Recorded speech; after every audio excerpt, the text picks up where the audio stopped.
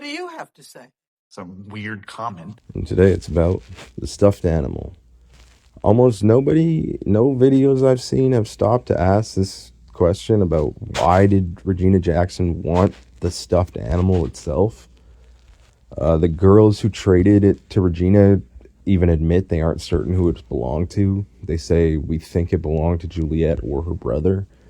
It was found in her father's apartment, but we know exactly whose stuffed animal it is. Back in season 1, episode 4, we're shown that it belonged to Juliette's younger brother, Jacob. When Jacob was suffering from his asthma attack or struggling to breathe, Juliette would give him the stuffed animal to comfort him. After Jacob died, the meaning of that object completely changed.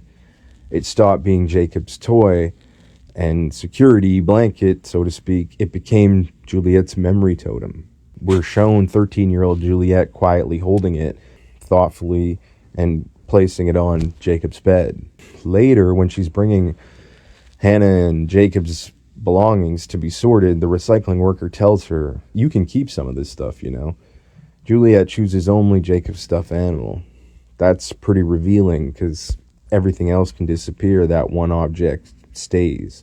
It's all she had of her little brother. It's what comforts her when she misses her family. But then somewhere along the way, as she left the mids for mechanical, she decides to leave it behind. Maybe she wanted to move on. Maybe she believed becoming stronger meant she had to leave the past behind. Maybe becoming an adult required burying some younger parts of herself. Whatever the reason, she abandoned the single object most closely tied to one of the most defining emotional moments in her life. Regina isn't just another collector. She's one of the few people in the silo who truly understands relics. She was connected to George. She lived among the relic network, handled objects from before the rebellion, so she knows sentimental objects can carry history long after people are gone. She once believed George used both her and Juliette, yet despite that gave her the travel guide. Now she's deliberately acquiring another deeply personal object connected to Juliette. That's not random. Those girls don't even know who it belonged to, but Regina might. Or she recognizes its emotional significance. So she's not trading for something valuable. She's trading for something meaningful. And that's one of the themes, right? Memory doesn't come back through facts. It comes back through emotional association. Juliette doesn't remember information first. She remembers feelings. She tells Shirley, I feel like I'd die for you.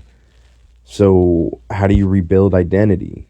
Through emotional anchors. They're not magical relics. They're memory anchors. The Pez, George's, and Dr. Nichols' watch, the multitool, the travel guide, and now Jacob's stuffed animal. None of these objects contain actual memories. They trigger them. That's how associative memory often works in trauma recovery. One familiar object can unlock emotions that reconnect dozens of forgotten experiences. So is Regina collecting relics or assembling pieces of Juliette's identity? I think the latter. And so Jacob's stuffed animal isn't just another relic. It's an important memory totem. And when it finds its way back to Juliette, it could be the emotional key that unlocks the door to everything she has forgotten.